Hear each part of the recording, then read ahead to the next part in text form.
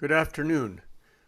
We are the HED Working Group working to develop, specify, build tools for, and promote the use of Hierarchical Event Descriptors, HED or HED, to annotate the timeline of archived time series neuroimaging data.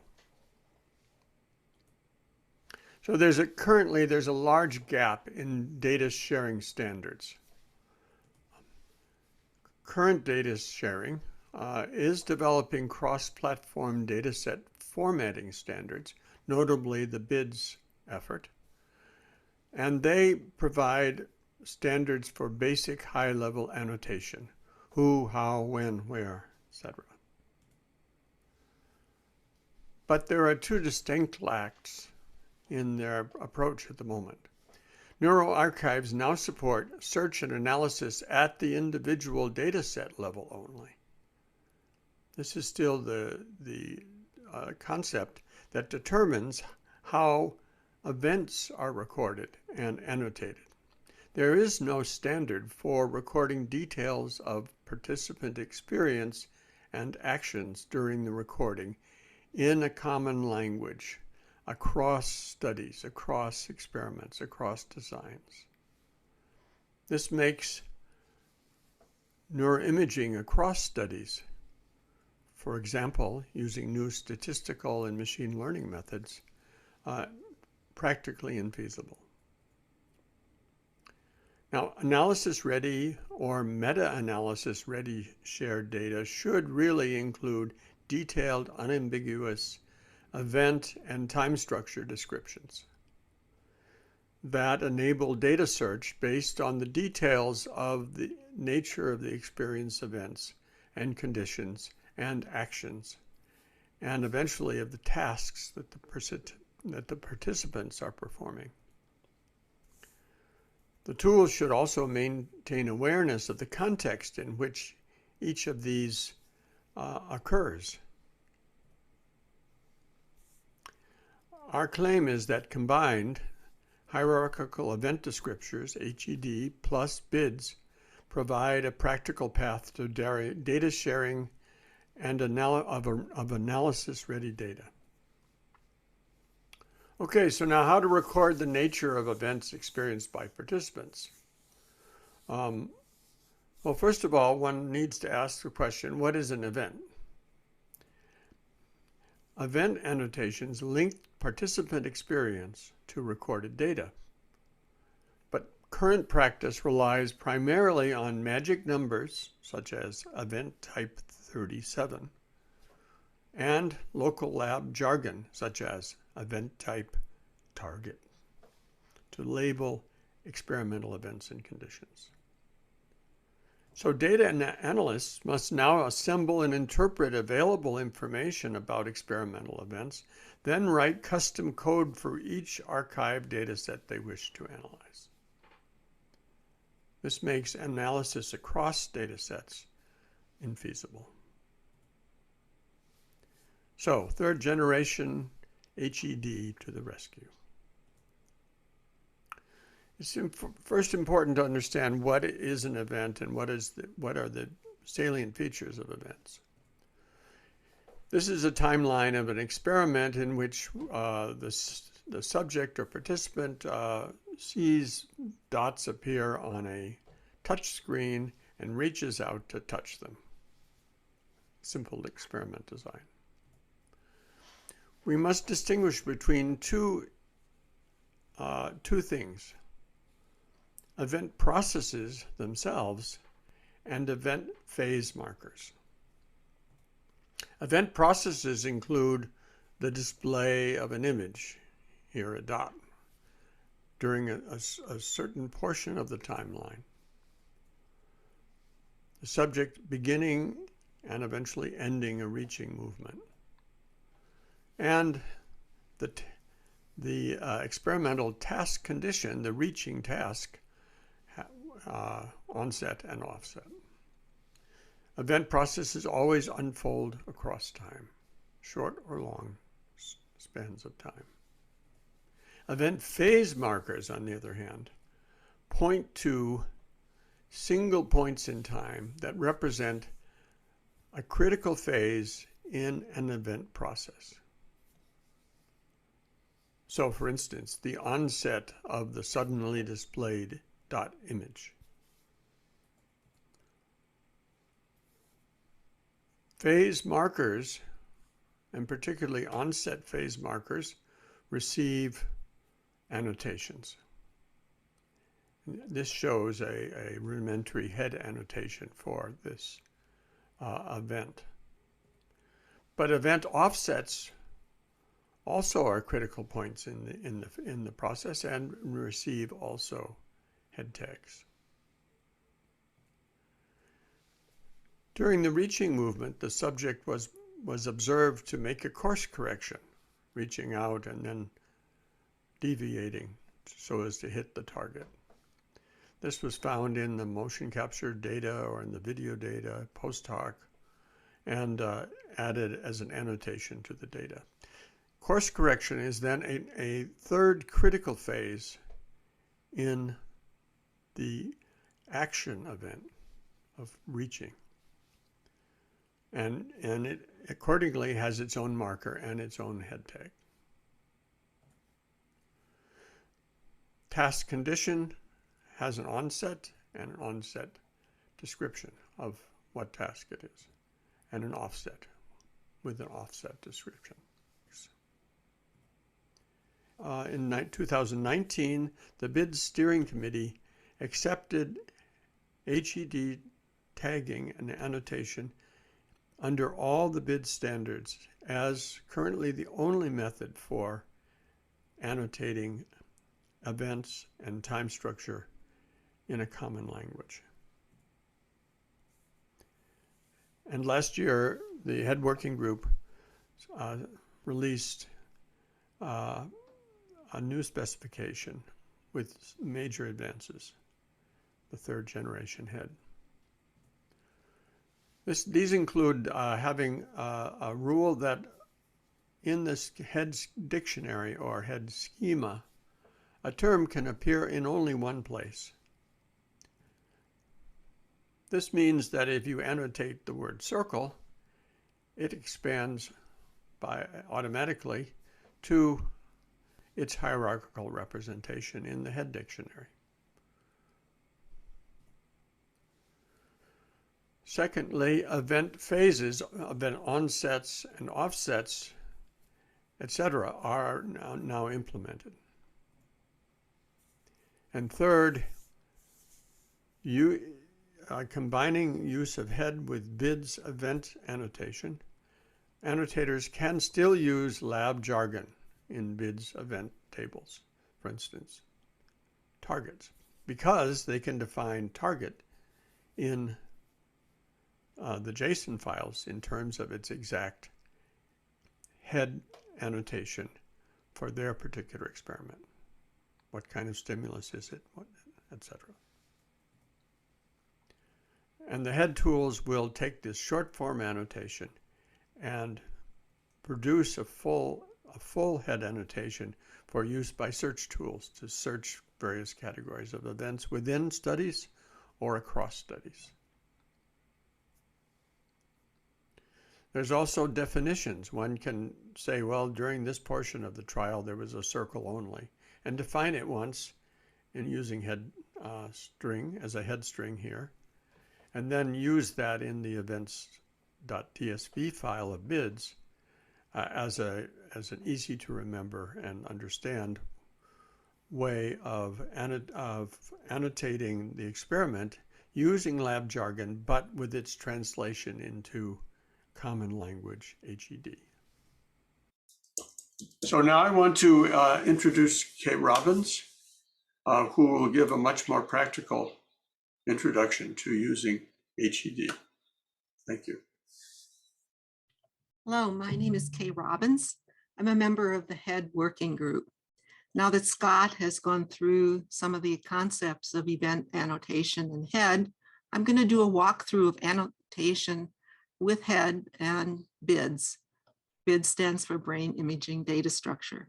I'll go through why we need annotation, some basic HED syntax. I'll give you a quick recipe for annotating. I want to also discuss expanded event files and columns and how to get annotations into BIDS. And then we'll demo some online tools that make doing all of this a lot easier. I want to emphasize that we're completely open source and welcome community input and participation. All the tools and examples are available online. So let's get started.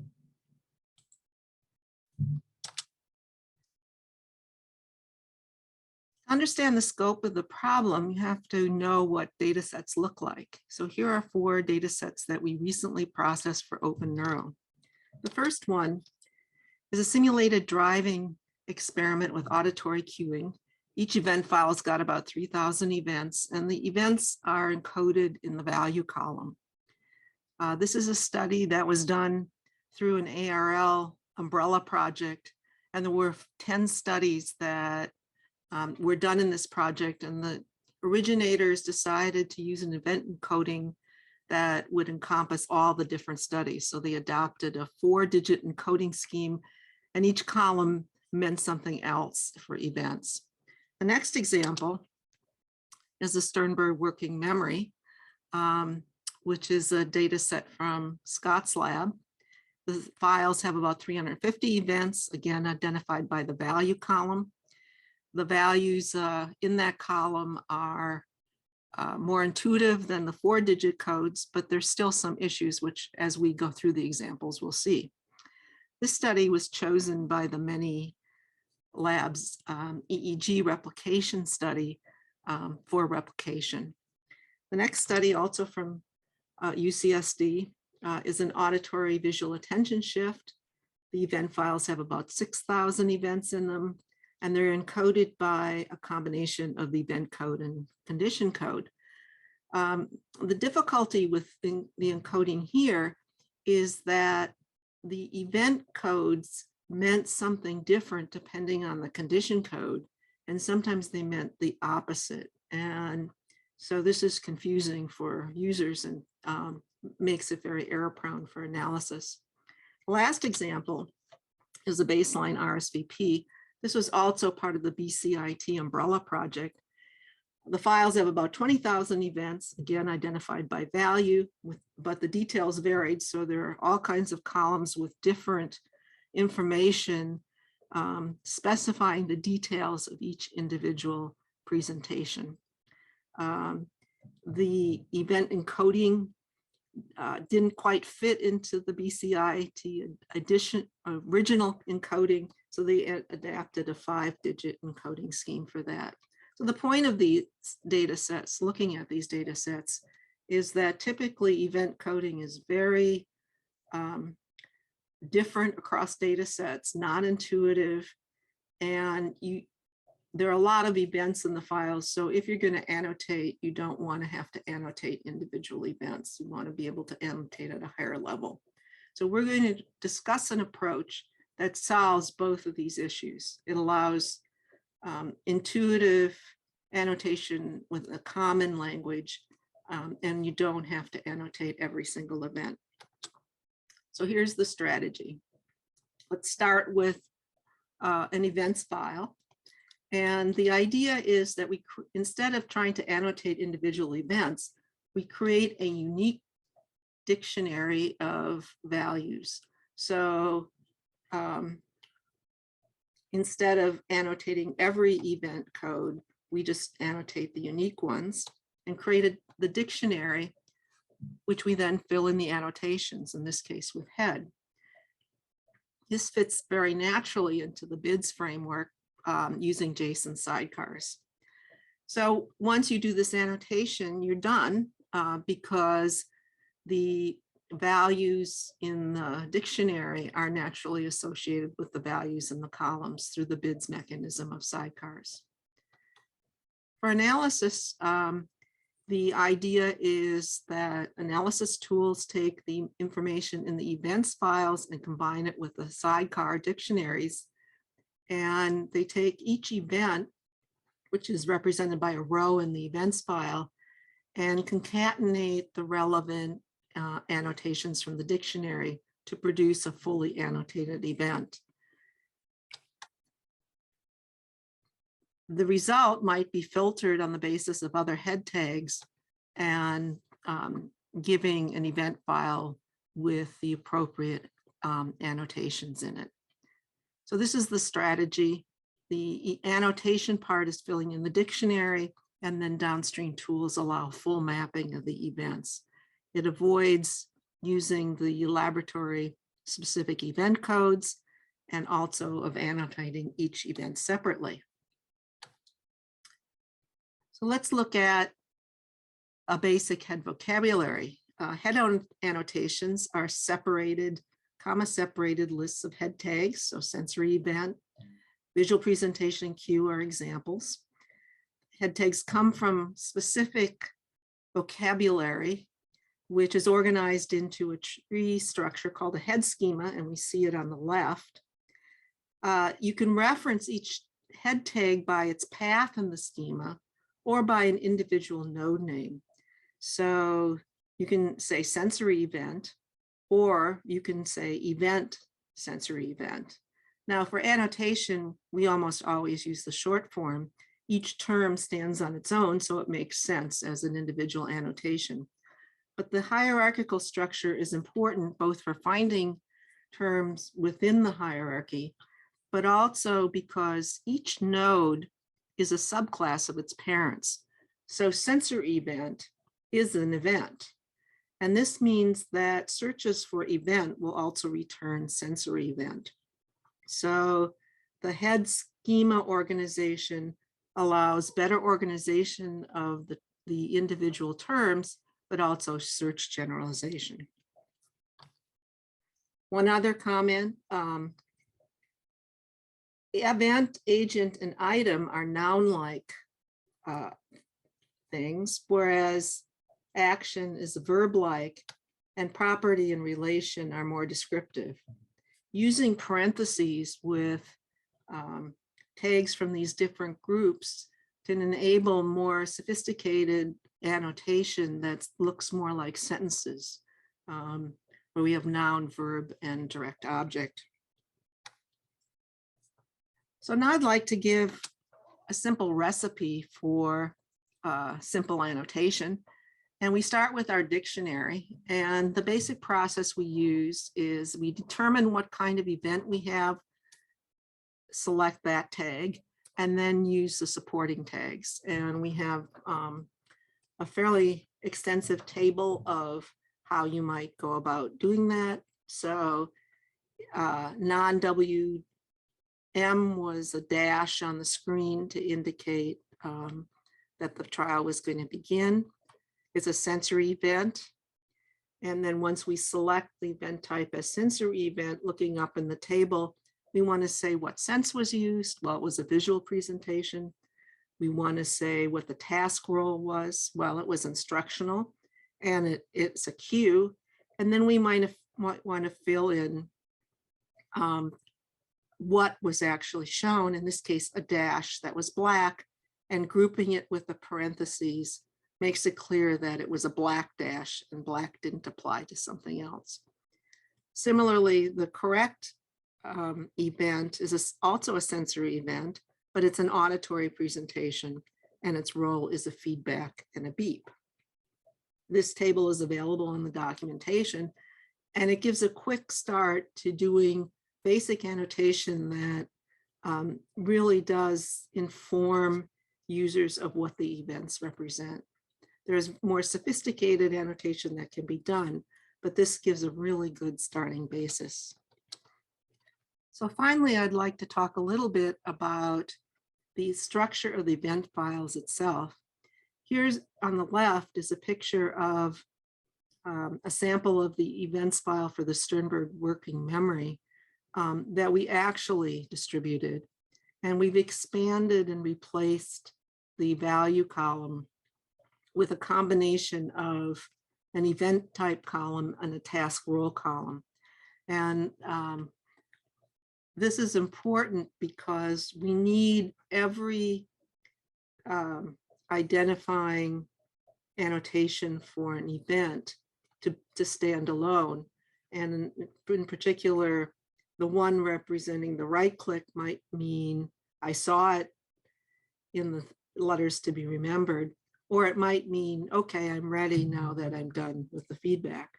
And so we've replaced these values with a combination of event type and task role. But because we're using head tags, these are not taken in isolation when the annotation is assembled.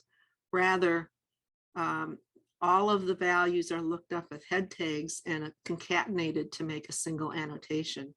So the right click is never used on its own as an annotation. It will always appear with its partner in the task role. Columns that have an NA do not have head tags put in for that event. A couple other comments here.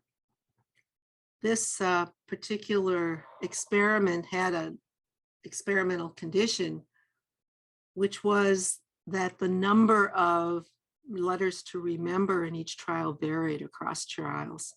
And that wasn't visible at all in the original encoding, but we computed it and added a column to make it clear what the variability was, the experimental of experimental conditions. We also added a trial column, and that can be very helpful for trial-based experiments because you never know whether the structure of a given trial is complete. So for example, in the Sternberg, there were cases where the the participant jumped the gun and indicated ready immediately, not waiting for the feedback. And sometimes the feedback occurred after, and sometimes it didn't occur at all, depending on the exact timing.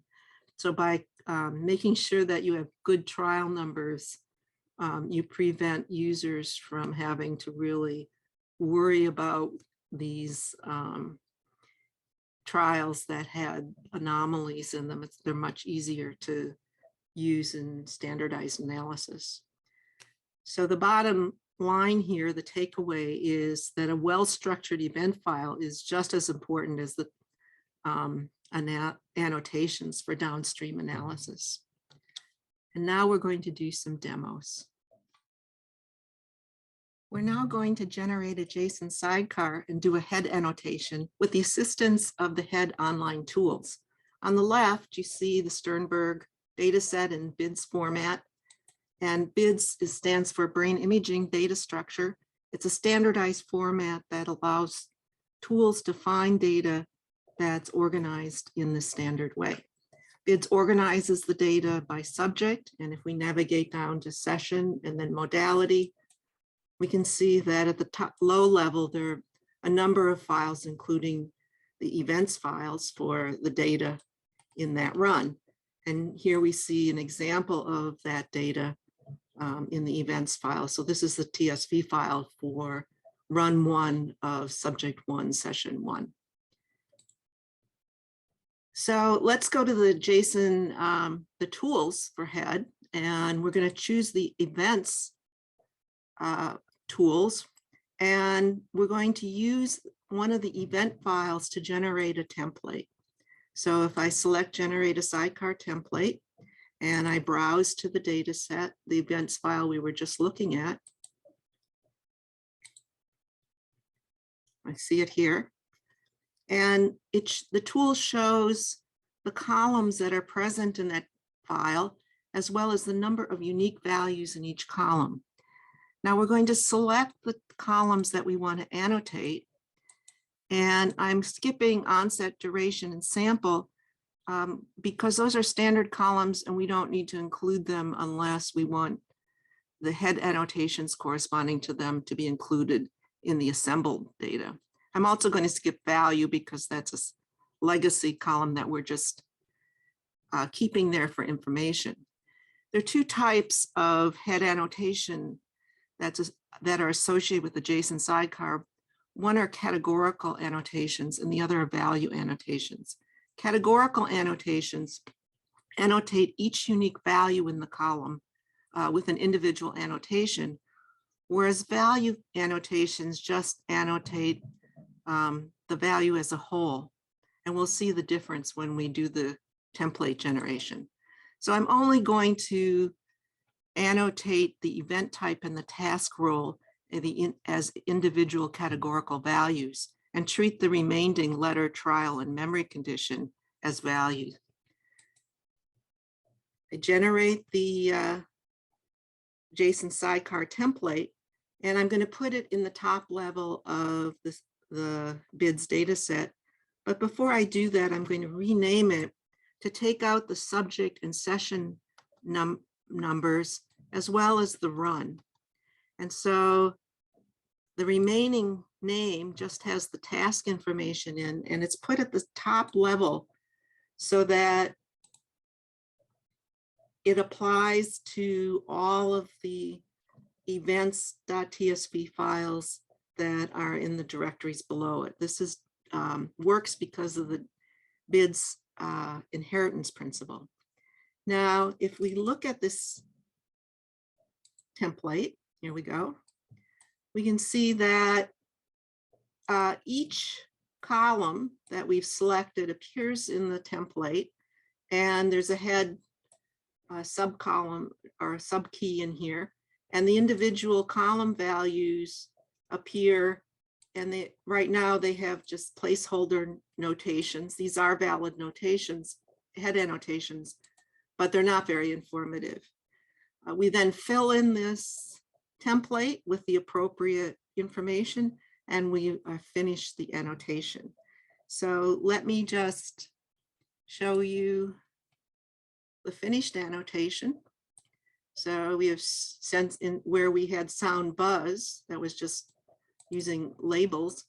In the finished annotation, we say what kind of event it was, that it was an auditory presentation, and then what that auditory presentation was of. Now, in comparison, let's just look at the value annotations. So here, the idea is that the annotation applies to all values in the column. And when the annotation is assembled, that number sign is replaced with the individual value applicable to that event. So with this, we've actually finished the head annotation for a BIDS dataset, making our data much more valuable for downstream users. In the next demo, we'll see how to use CTagger to take the JSON template and generate annotations using a user-friendly interface. Thank you. Hello, everyone. My name is Young Chung, and I'm part of the HED Working Group.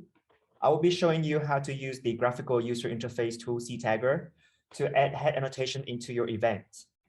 And to start with, you can download CTagger via the instruction on the head example CTagger tutorial page, or you can go to the CTagger GitHub repository to find the download link and installation instruction. Once you have downloaded CTagger into your computer, you can start the program by executing the executable. And a window will show up that will let you import the event.json sidecar. And I will be using here the JSON file that Kay has prepared in her part for the Sternberg working memory task. So once you imported the events JSON file into CTagger, you will see that in this drop-down menu, it will have a list of different fields in your event file. And then for each field, especially for a categorical field, it will have a list of field levels.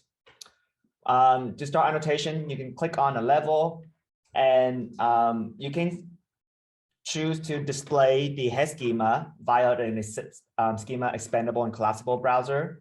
And you can explore the head terminology by clicking on different schema node and read the tag description as well as the attributes. So the tagging process is simply browsing the head schema and choosing a head tags in the vocabulary that match your annotation intent. So the other thing you can do is typing directly to the editor window. And as you start typing, CTagger will look up a partial match for what you have typed and give you task suggestion. and you can just choose a tag directly from the search result. You can validate your annotation by clicking on the validate string button. If there's some error, you will see an error message associated with it. And then throughout the tagging process, you can view your annotation for all the different fields and field levels by going to this review tags window. Okay, you can validate all the annotation before you finish. And then once you click finish, again, the review tab panel will show up again. You can save your annotation into another event.json file so that you can share with other people in your BIDS dataset directory, or just simply to resume it later on your annotation process. Once you have your HED annotation, you can then later use it with analysis software that support HED. And an example here is EEG Lab and an EEG analysis toolbox in MATLAB. And we have built utility to work with HED in EEG Lab dataset.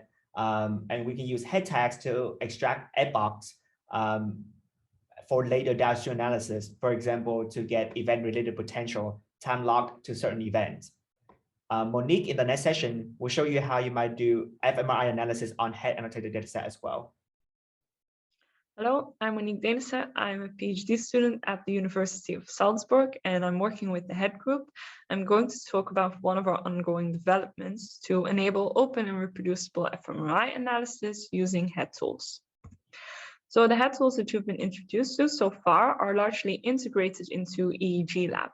This means that if you're working with electrophysiological data, you can access these tools directly from your analysis environment. And we're currently working on providing similar integration with fMRI analysis. So if you want to run open and reproducible fMRI analysis, there are various tools that you can use that have been created by the Poldrack Lab. The most known is probably fMRI Prep, which is a pre-processing pipeline that runs automatically on a BIDS dataset, and it's fully standardized. And it creates its output also in a BIDS derivative format. And these outputs can be a direct input into FitLins. And FitLins runs linear models. Now, FitLins requires another input, which is a BIDS stats model. And this is simply a structured description of the model that you want to run. And the power of this is that within this BIDS stats model file, you can directly refer to labels that have been used in other BIDS files, such as the BIDS event file, and use this to specify your conditions and create statistical contrasts such as these. So to show how you can use this, here is an example of an event file. This is a stop signal task, and you can see various events that are described in a few columns. If you want to run a simple contrast on this, for example, the difference between a left and a right-hand response, you can create a BIDS model file. And here is a portion of what such a file will look like. And in this section, you basically specify what you want your hemodynamic response functions to look like. And since we're interested in the difference between a left-hand response and a right-hand response, we tell FitLins via this file that it has to take the response hand as an input column and factorize it, and then specifically that it has to take the left and the right values in this column and convolve their onsets with the hemodynamic response. And you can use throughout the rest of this file, this left and right value to describe your contrasts. So this is already very powerful, but these values are described often by individual researchers, and they can contain abbreviations or very study-specific labels that are not always easy to interpret, and that also makes your analysis difficult to interpret. So what we would like to do is we would like you to be able to directly use the HED annotations that you've added to your data set and base your fitness analysis on this. And this has various advantages. So because you have access to everything that you can annotate with the HED schema, you can flexibly reanalyze your data if it's been annotated in detail. And on top of this, if you share your analysis, it will be easy for other people to understand what it's about, because they can easily read the head tags and get an idea of like what was in your contrast and what was in your conditions. And another possible benefit is that if more people share their data that has been analyzed with FitLins and using head annotations, we can actually search through particular contrasts for differences between responses to specific stimuli, for instance. So we plan to release this tool somewhere at the beginning of July. So if you're interested in open and reproducible fMRI analysis, we encourage you to check it out. And thank you for your attention. So we've presented a lot of detail here that you'll have to follow up by going to the GitHub page and the HED examples page that have everything you'll need to know to start using HED. The HED examples is very well documented, and the HED Working Group is also available to answer your questions by email. So make a note of these two places, and also to two papers, Robbins et al. Papers that we published last year on the third generation HED. I want to end by acknowledging funding that kept us going individually as we worked on this latest generation of HED, and to give also the news that we've just received that a dedicated grant for further HED development has very recently been recommended, at least for funding. Thank you.